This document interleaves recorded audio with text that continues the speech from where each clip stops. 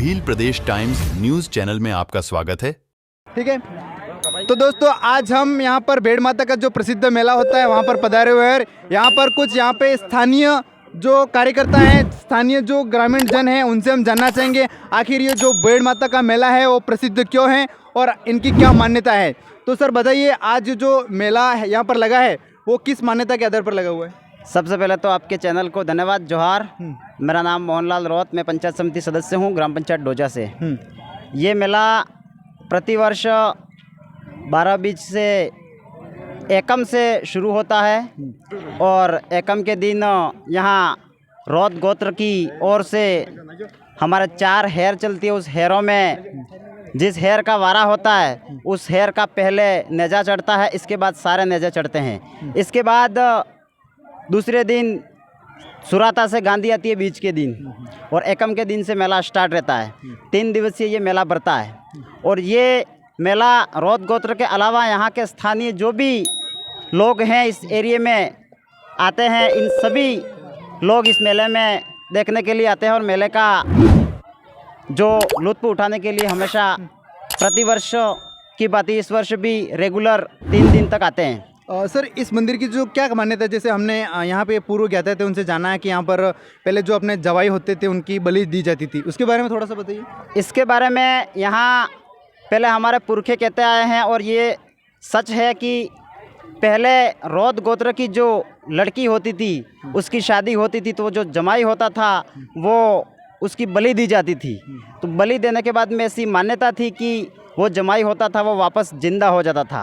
तो एक ऐसा जवाई था जिसने भेड़ माता को खुश करने के लिए ऊपर पहाड़ पर जो पुराना मंदिर है वहाँ से मताई की जो मूर्ति थी उसको कंधे पर लेकर के नाचा, और नाचने के बाद में उसने नदी में डाल दी।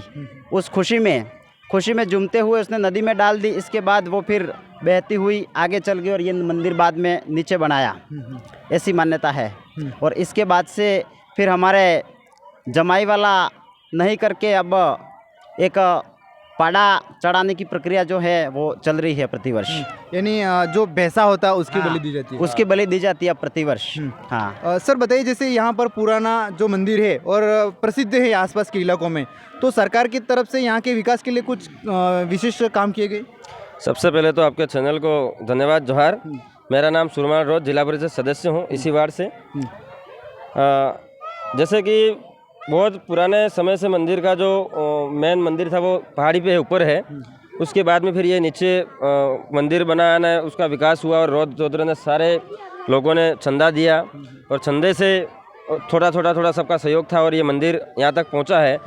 और सरकार की तरफ से तो आप भी जानते होंगे, हम सारे लोग जान रहे हैं कि 70-75 साल हो गए हैं, तो कोई नेता बन रहा है, कोई आ रहा है, कोई जा रहा है, पर जैसे हमारे कुल देवी को जो जितने भी जहाँ भी मंदिर हैं, एक ही मंदिर की बात नहीं, भले रौत गोत्र की यहाँ भेड़ माताई हो या पाल मांडव का मंदिर हो या विजान हो या हरण हो, सारे मंदिरों का जो अगर सबकी कुल देवियाँ हैं आदिवासियों की, वहाँ पे किसी भी नेता ने कोई इतना बड़ा सहयोग नहीं दिया है और जहाँ देना चाहिए वहाँ नहीं दे रहे हैं।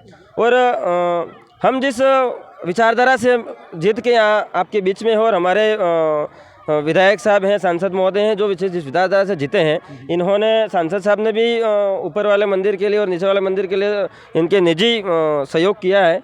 और अभी भी वर्तमान में जो विधायक महोदय आसपुर से हैं, हमारे उमेश जी डामोर साहब, इन्होंने भी एक भवन का और पानी का पनगढ़ का दोनों का कल उद्घाटन में आए थे 12 बीच के दिन। तो इन्होंने सौगात देके गए हैं कि एक तो पानी का पनगढ़ और एक भवन के लिए इन्होंने बोल के और कह के गए हैं। जैसे यहाँ पर दूर दूर से लोग भी आते हैं, व्यापार करने के लिए भी आते हैं और दर्शन करने के लिए भी आते हैं, तो इन सब जनसंख्या के लिए और इन सब जन सैलाब के लिए ऐसी क्या सुविधा करनी चाहिए जो यहाँ पर और अधिक प्रसिद्ध को बढ़ावा दिया जाए? मेरे और सर मेरा विचार कहता है कि वर्तमान में जितने भी जनप्रतिनिधि हैं, चाहे वो कोई भी विचारधारा का हो सकता है, जहाँ भी आदिवासियों के जो कुल देवी हैं, मताई हैं, इनके जो आस्था रखते हैं हमारे कुल मताई पे, वहाँ व्यवस्था होनी चाहिए। जैसे कि बड़े बड़े मंदिरों में व्यवस्था होती है धर्मशाला की, या कम से कम अच्छी बहुत बड़ी धर्मशाला होना चाहिए कि यहाँ बाहर से लोग आते हैं, रात को रुकते हैं, प्रशासन रहता है, यहाँ का डेलीगेशन रहता है, ध्यान रखते हैं, और दुकान वाले भी रहते हैं। अगर स्नान करने का, बैठने का ऐसा एक धर्मशाला अगर बहुत बड़ा बनता है, भवन बनता है, तो उनके लिए बहुत बड़ा अच्छा मैसेज जा सकता है और शांतिपूर्ण तरीके से लोग भी परेशान नहीं हो सकते। बहुत बहुत धन्यवाद आपका।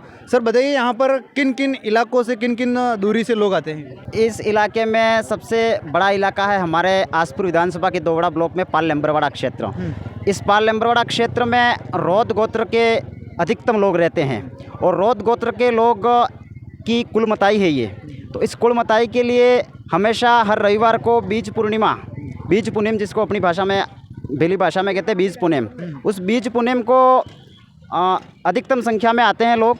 और इस एरिया में रौत गोत्र के लोग रहते हैं और रौत गोत्र के लोग की मान्यता है, और वो अपने बारिश की फर्स्ट बारिश होती है इससे पहले जो हवन करना पड़ता है और बलि चढ़ती है बकरे की, तो वो ग्राम पंचायत डोजा की ओर से बलि चढ़ाई जाती है और तलैया की ओर से पाड़ा जो भैंसा होता है उसको चढ़ाया जाता है।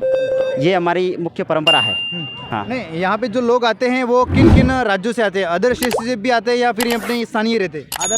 ये तो सर जहाँ जहाँ भी इस मंदिर के जो आस्था रख रहे हैं, भले वो चाहे गुजरात का हो सकता है, प्रतापगढ़ के हो सकते हैं हमारे भाई, जैसे नहीं, हमने कुछ समय पहले देखा था यहाँ पर पुनावाड़ा के कुछ लोग आए हुए थे। बिल्कुल बिल्कुल सर, अनेक राज्य से भी आ सकते हैं, जिलों से भी आ सकते हैं, क्योंकि यहाँ मंदिर का जो मेला यहाँ भर रहा है वो कोई आज से नहीं भर रहा है। बहुत पुराने समय से हमारे बाप दादा पूर्वज कहते आ रहे हैं, बहुत पुराने समय से मेला भर रहा है।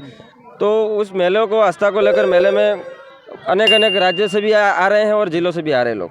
बहुत बहुत धन्यवाद। तो साथियों, हम यहाँ पर आज भेड़ माता का जो प्रसिद्ध मंदिर है वहाँ पर पधारे हुए थे, और आज यहाँ पर जो भी स्थानीय ग्रामीण जन हैं उन्होंने मंदिर के बारे में विस्तृत जानकारी दी।